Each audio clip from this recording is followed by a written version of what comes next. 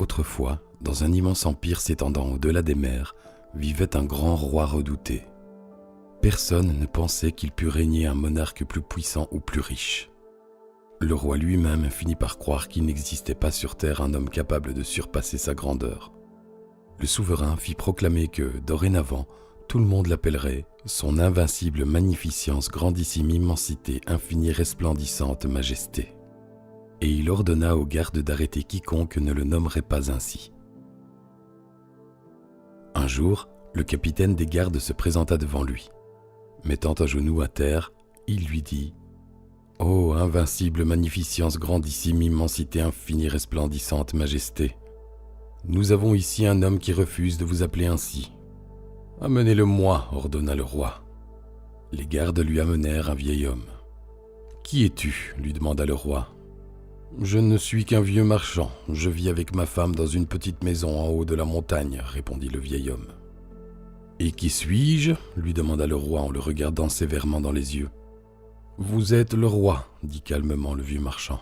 « Non » cria le roi en tapant de son poing sur le trône.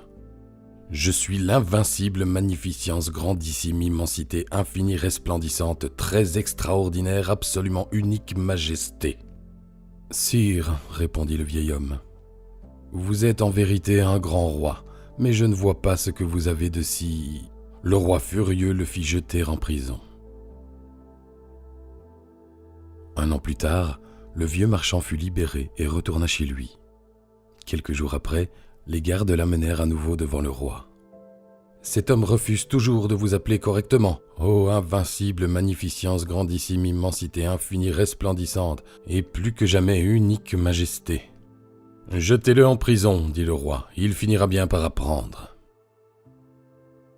Le vieil homme fut relâché au bout de 2 ans. Le roi, ne pouvant croire que l'homme refuserait encore de l'appeler par son titre, décida d'épier lui-même les paroles du vieux marchand.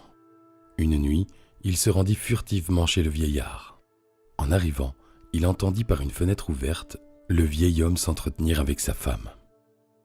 Celle-ci se plaignait amèrement du roi. « Paix, ma femme, » répondit alors le vieil homme. « Il est vrai que notre roi est parfois enclin à la colère, mais nous devons le lui pardonner. Depuis qu'il nous gouverne, la paix règne dans le pays.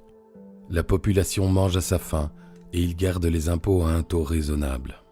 Te souviens-tu qu'il a distribué plusieurs de ses domaines à des centaines de paysans afin qu'ils puissent posséder leur propre lopin de terre ? Oui, vraiment, nous avons infiniment de chance. Puisse-t-il vivre longtemps, entouré par l'amour et le respect de tous. » Le roi, en entendant les paroles élogieuses du vieux marchand, fut saisi de terribles remords. Il entra dans leur maison et s'agenouilla devant le vieux couple, leur demandant pardon de leur avoir causé tant de tort. Le vieil homme s'inclina alors profondément devant lui et dit « Je suis très heureux de voir son invincible magnificence, grandissime immensité, infinie, resplendissante majesté. » Et extraordinairement gigantesque, lui souffla tout bas sa femme.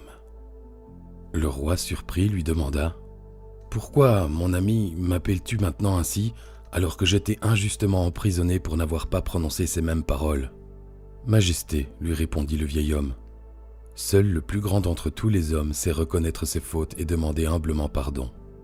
Aujourd'hui, vous méritez vraiment toute la reconnaissance de votre grandeur. » Lorsque le roi retourna dans son palais, il prit des dispositions pour que le vieux couple ne manque jamais de rien et ordonna d'annuler le décret qui le nommait... Comment déjà ?